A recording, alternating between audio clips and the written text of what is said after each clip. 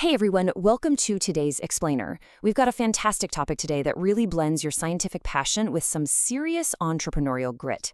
If you've been dreaming about building a fully functional, totally compliant, and highly successful diagnostic center, well, you are in the exact right place.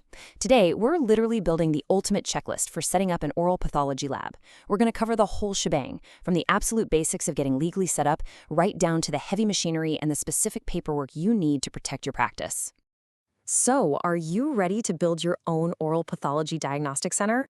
Honestly, it is an incredibly exciting time to even be asking this question. The healthcare landscape is just evolving so fast right now, and the demand for specialized diagnostic services is absolutely surging. Get this, based on our source data, the pathology lab sector in India is looking at a massive 11% compound annual growth rate. That is huge. It's driven by way more disease awareness and proactive healthcare initiatives. But to actually capture a piece of that growth, you need way more than just your academic knowledge. You need a completely bulletproof business plan. Okay, let's dive straight into this. To turn that dream lab into a reality today, we're going to follow a strict 5-step checklist. 1. The foundation. 2. The red tape. 3. The engine room. 4. Staffing and operations. And finally, 5. The final polish. Let's kick things off with step 1, the foundation, building the dream. Every successful business needs a really solid starting point, right?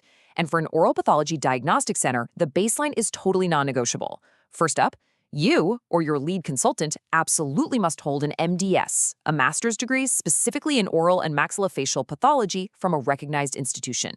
But hey, the degree alone isn't enough. You also have to be actively registered as a specialist with your state dental council. And as for the physical space, you can't exactly run this out of a broom closet. You're going to need a dedicated, well-ventilated space of at least 300 to 500 square feet. That's the sweet spot to safely house all your equipment, manage the ventilation, and actually give your patients a proper place to sit. Moving right along to step 2, the red tape, navigating regulations. All right, so you've got the degree and you've found the square footage. Now it's time to face the bureaucracy. And honestly, navigating the legal red tape is exactly where so many talented pathologists and entrepreneurs either make it or break it. So let's break this down into a really clear chronological workflow. Step 1, finalize your location and pick your entity type. Are you going to be a sole proprietorship, an LLP, maybe a private limited company? Step 2, you've got to secure clearance from your local municipality, which usually falls under the Shops and Establishments Act. Next up, step 3, and this one is absolutely critical, you have to apply for your clinical establishment registration through your state health department. And finally, step 4, you absolutely must obtain a biomedical waste management authorization from your state pollution control board. Remember, you're handling human tissues, so strict, legally mandated disposal protocols are a must. The really crucial thing here is knowing exactly what you need on opening day versus what you can build toward over time. There is a stark contrast here. On the essential side, you have your absolute mandatory requirements: clinical establishment registration, that biomedical waste authorization we just talked about, and a fire safety certificate. Literally, you cannot open your doors without these. Now, on the non-essential side, we have things like NABL accreditation. Don't get me wrong, it's highly recommended for credibility, but it's totally optional at the start. Same goes for GST registration. That's really only mandatory if your turnover hits a specific threshold, which is typically around 20 lakh rupees for the service sector. So do yourself a favor and focus entirely on those essentials first. Okay, step 3, the engine room, core equipment and investments. Now that we've cleared the paperwork off the walls, let's talk about the hardware on the benches. We need to anchor ourselves in some financial reality here.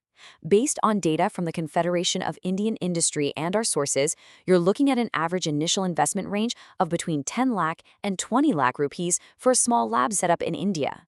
So meticulous financial planning is absolutely vital. This capital has to stretch to cover your facility setup, your initial marketing push, and, most importantly, your specialized diagnostic equipment. And you're going to need some very specific mandatory gear that eats up a huge chunk of that investment. An automated tissue processor, that's coming in at around 82,000 rupees. A tissue embedding station will set you back about 1 lakh. Then you need a microtome, for cutting those ultra-thin tissue sections. That's roughly 65,000. And of course, the star of the show, your primary tool, a solid binocular light microscope starting at around 40,000 rupees. But wait until you hear about this next item on our list. 2,50,000 rupees. That is the estimated cost for a proper grossing station. I really want to emphasize this because it's going to be one of the most significant single equipment investments you make. You see, it isn't just a stainless steel table. It actually requires highly specific ventilation and drainage so you can safely handle and examine raw surgical specimens before they even get processed. It is literally the starting point of your entire diagnostic workflow, and it definitely requires some serious capital. That brings us to step 4, staffing and operations, the human element. Okay, so we have the space, we have the licenses, and we've bought the expensive machinery. But let's be real, without a skilled team and streamlined operations, that machinery is just expensive metal sitting on a desk. Just like with the legal red tape, we need to clearly define who you must hire immediately to stay compliant versus the experts you can bring in later. Your mandatory core team has to include an MDS oral pathologist making the diagnoses, a qualified lab tech with DMLT or BMLT credentials to actually process the tissues, a lab assistant to keep the workflow moving, and a receptionist who knows their way around a computer to manage the front desk. On the flip side are your optional consultants. As the business scales, that's when you might partner with an MD general pathologist for second opinions, an oral surgeon for doing in-house biopsies, or maybe an IT consultant to handle all your digital archiving. Now, what's really interesting about daily lab operations is how much they completely rely on structure. I mean, sure, a standard histopathology requisition form might look pretty basic, but having standardized letterheads and forms like this ensures your operations stay professional. Think about it. They literally force referring doctors to hand over the crucial data you need. We're talking clinical descriptions, habits history like tobacco use, radiological findings, and the provisional diagnosis. If you don't have this structured data intake, your diagnostic accuracy is going to take a hit. And your workflow? Well, it's going to turn into total chaos. And speaking of essential paperwork, check out this consent form for a biopsy. Whenever patients are undergoing investigative procedures, maintaining meticulous documentation, like this informed consent, isn't just a good practice. It is a vital legal shield. It proves, beyond a shadow of a doubt, that the patient actually understood the procedure and consented to it. That protects both the patient's autonomy and, frankly, protects your laboratory from potential lawsuits down the line. Which leads us perfectly into our final section, Step 5. The final polish, medical legal duties. Look, securing your initial licenses and buying the gear, that just gets your doors open. Fully understanding your ongoing ethical and legal responsibilities is what actually safeguards your lab's long-term future. So let's do a quick run-through of these ongoing duties. You absolutely must maintain immaculate record keeping. Every single slide, every report, every patient interaction needs to be documented and preserved. You've got to implement strict quality control to minimize any human error in your histopathology work, and clear, transparent communication with patients is a must, especially if an error does slip through. But honestly, above all of that, securing and maintaining professional indemnity insurance is absolutely non-negotiable. Our sources make it crystal clear. Practicing without it leaves you wide open to total financial ruin from a potential claim. It is quite literally your ultimate safety net. Now, I want to share one of the most powerful risk management tools you have at your disposal, and it is literally just 4 words long. Clinical correlation is recommended. Adding this specific, simple phrase to the very end of every single histopathology report is a standard ethical practice. But why? Well, because it prevents your microscopic diagnosis from being treated as the sole absolute medical truth in a vacuum.